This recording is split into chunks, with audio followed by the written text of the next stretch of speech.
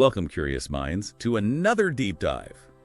Today, we're tackling, well, one of the biggest questions ever. Does God exist? It's a question that resonates through history, philosophy, science, everything, really. Absolutely.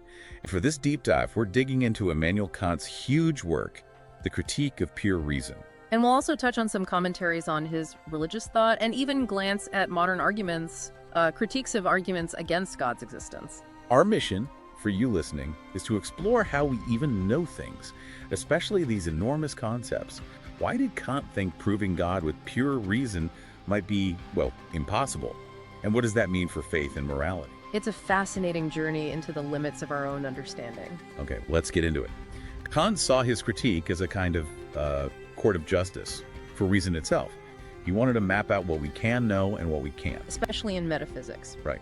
And his findings on proving God, well, they might surprise you.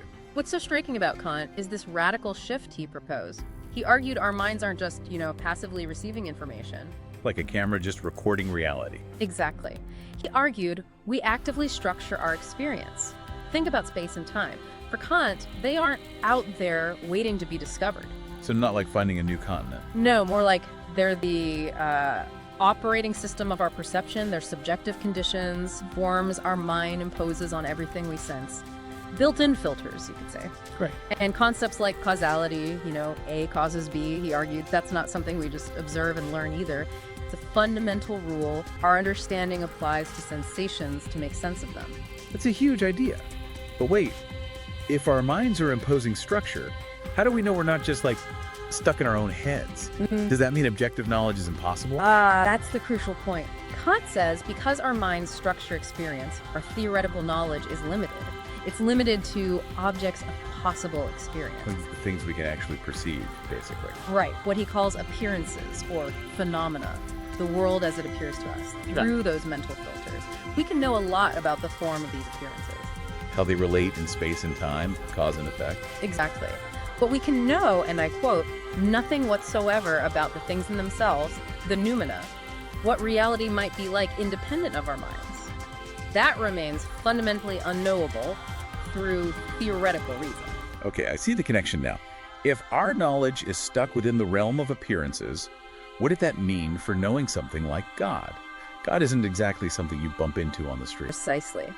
This leads us straight into Kant's critique of traditional metaphysics. He looked at rational psychology, the soul, cosmology, the universe as a whole, and theology, God. The big metaphysical questions. Yes. He argued these fields try to push reason beyond the boundaries of possible experience. He called them pseudosciences, built on what he termed inevitable illusions. Illusions? Why inevitable? Because reason, by its very nature, seeks completeness. It wants ultimate explanations, the unconditioned. It has this natural propensity, as he put it, to overstep its bounds into territory where experience can't follow. And this is where he takes on the classic arguments for God's existence. Those proofs philosophers had used for centuries. Exactly. He systematically examines them and argues they fail as theoretical proofs. They can't give us objective scientific-style knowledge of God. All right, let's break them down. First up, the ontological argument. This one tries to prove God exists simply from the concept of God as a perfect or necessary being. The idea being that existence is part of perfection, so a perfect being must exist. Sort of, yes. But Kant's famous takedown is that existence is not a real predicate. Okay, what does that mean in plain English? It means saying something exists doesn't add a new characteristic or property to its definition, unlike saying it's powerful or all-knowing. Those describe the concept. Exists just asserts that the concept matches something in reality. Think about, say, 100 real dollars versus 100 imaginary dollars. The concept is the same 100 units of currency. Right, the description is identical. But the real dollars have existence, the imaginary ones don't. Existence isn't part of the description of the dollars, it's about whether that description applies to anything actual. So you can define God as the most real being, conceptually, but that definition alone doesn't guarantee such a being actually exists. So just thinking it up, however perfectly, doesn't make it real. Got it. What's next? The cosmological argument. This one starts from the world around us, the fact that things exist but could have not existed. Contingent things. Things that depend on other things for their existence. Precisely. And it argues this chain of contingency must lead back to a necessary being, something that has to exist, an uncaused first cause. That seems logical, tracing things back.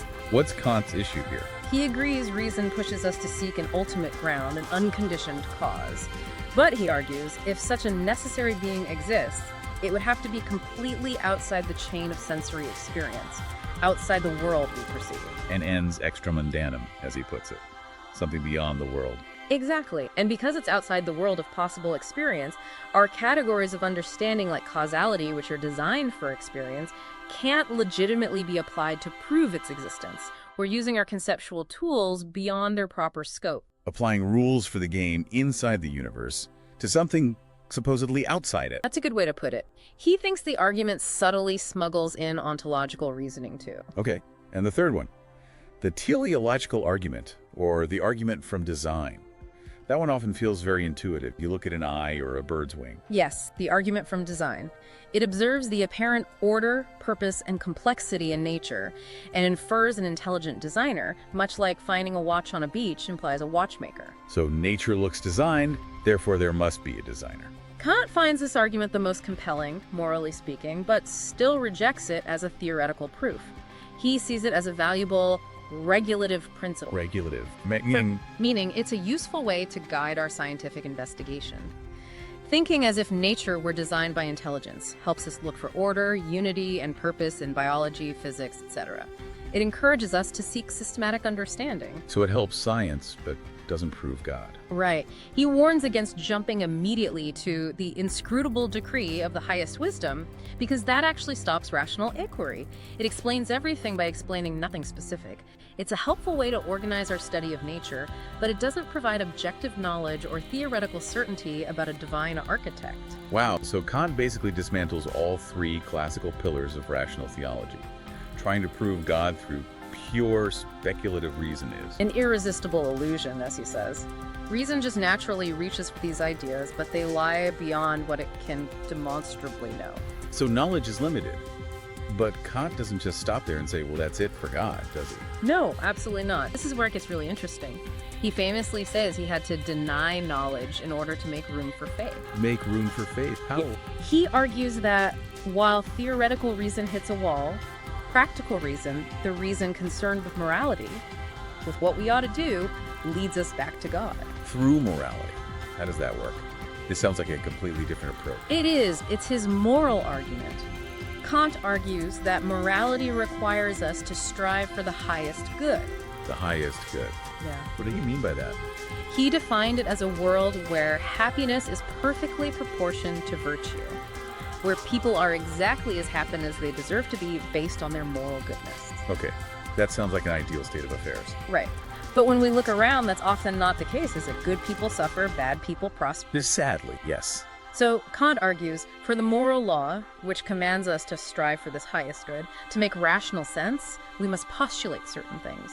We need to assume the existence of God and the immortality of the soul. Why postulate them? We need to postulate God as a supremely powerful and just being who can ultimately ensure that happiness is distributed according to virtue, even if not in this life. And we need immortality to allow for the potentially infinite progress towards moral perfection that virtue requires. Oh, and freedom of the will is crucial too, as morality depends on our being free to choose the good. So it's not proof, but a necessary assumption for morality to be rational and meaningful. Exactly. A rational faith. A belief grounded in the demands of practical reason, not theoretical demonstration. It's something we must believe for our moral compass to prove true, for our striving for good to not be ultimately absurd. So we can't know God through pure logic or science, maybe, but we sort of need God for morality to hold together. That's a good summary of his practical argument. It shifts the basis entirely. Now this is crucial. If Kant says theoretical reason can't prove God, does that same logic mean it can't disprove God either? That's absolutely right. The limits of reason cut both ways. If reason can't reach beyond experience to affirm God, it also can't reach beyond experience to definitively deny God. Which brings us to some modern critiques, like the ones Mark Charlow looked at concerning Richard Dawkins' arguments against God. Yes. Dawkins, for example, argues that a complex creator God is highly improbable, statistically speaking. Okay, complexity argument. How does Charlow respond to that? Well, Charlot points out a few potential issues. First, he suggests that Dawkins' improbability argument might rely on assuming materialism from the start. If you assume only material processes exist, then yes, a non-material complex mind seems improbable. But that might be circular reasoning if materialism itself is the point in question. Right, assuming the conclusion. Second, Charlot questions whether probability calculations derived from processes within the universe can even apply to a supposed entity that creates the universe and its laws. Such a being wouldn't arise from those laws. Using the rules of the game to judge the maker of the game. Kind of, yeah. And third, not all complexity arises from gradual physical processes in the way Dawkins often frames it. Think of mathematical or logical complexity. And there's another layer, as philosopher Alvin Plantinga points out. Many sophisticated theological traditions think Spinoza, Aristotle, others. Dawkins doesn't really engage with, conceive of God not as a complex contingent being, but as a necessary being. Simple, maybe, but fundamentally necessary. A being whose very nature is to exist. Right, and arguing against that kind of God requires a different argument altogether. One against the coherence of necessary existence itself, not just against improbable complexity. So, knocking down one concept of God doesn't automatically establish atheism, especially against these more philosophical views. So Kant's limits on reason mean that neither the traditional proofs for God nor some modern arguments against God can provide absolute theoretical certainty. It pushes the question somewhere else. Precisely. It leaves the space open. Okay, so wrapping this deep dive up, what's the big takeaway for you, our listener? We've journeyed through Kant's complex thought, finding that our powerful reason has boundaries. It's tied to possible experience. Which means proving God like you prove a scientific theory or a math equation. Kant says that's beyond reason's pay grade, theoretically speaking. But he doesn't leave it there. No. His famous move, limiting knowledge to make room for faith, while speculative reason falters, practical moral reason leads us to postulate God. Not as a scientific fact, but as a necessary foundation for a rational moral life, for striving towards that highest good where virtue meets happiness. It's not a proven fact, but maybe a required assumption for our deepest values to make sense. A rational faith grounded in the structure of morality itself. So here's a final thought to chew on. If God's existence isn't something we can pin down with scientific proof, but functions more like a necessary postulate for our moral world, for justice and meaning, how does that change your view? Does it shift how you think about belief, ethics, or even reality itself? What new questions does that open up for you?